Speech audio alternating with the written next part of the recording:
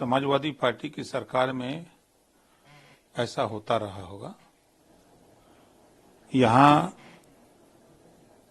देश संविधान से चल रहा है, कानून का राज है। समाजवादी पार्टी, कांग्रेस, बसपा के लोग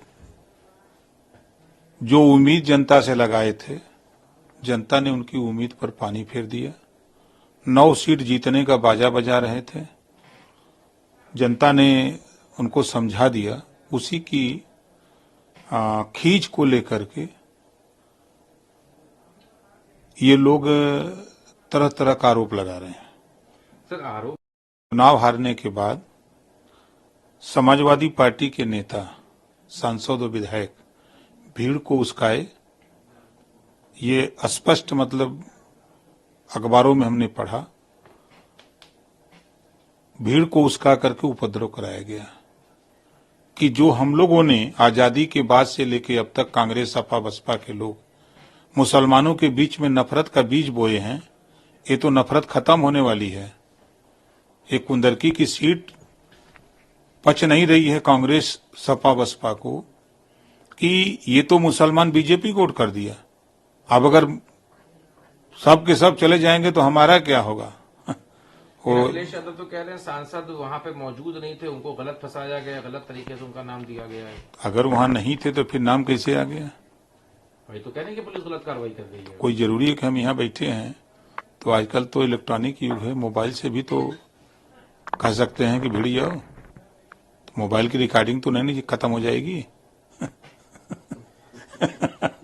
संभल घटना पे एक और भारतीय जनता पार्टी की तरफ से का कहना यह है कि उसमें पुलिस के नहीं बल्कि एक ही समुदाय के 2 अलग अलग सेक्ट्स उसमें लड़ गए हैं।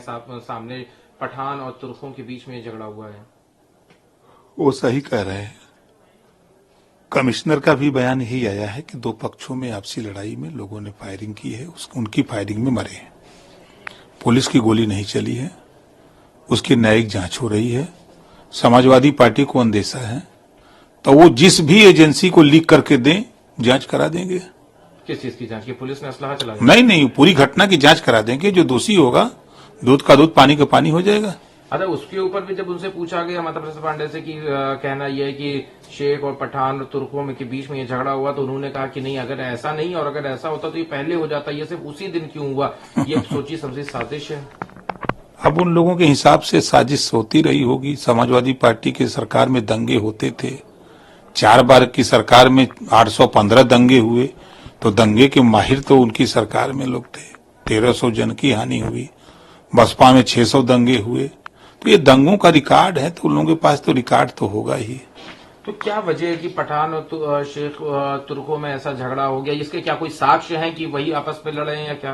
क्योंकि बीजेपी तो काफी मुखरता से इसको कह रही है, प्रदेश अध्यक्ष कह रहे हैं, मंत्री कह रहे हैं, अब आप भी इस चीज को कह रहे हैं, तो क्या कोई इसके साक्ष्य? लड़ाई, झगड़ा, गोली, बंदूक, बम, कोई फिक्स तारीख और दिन नहीं होता है कि इसी दिन फलाने को फला गोली मारेगा, बम फलाने दिन चलेगा, ऐसा कोई तारीख नहीं होती है।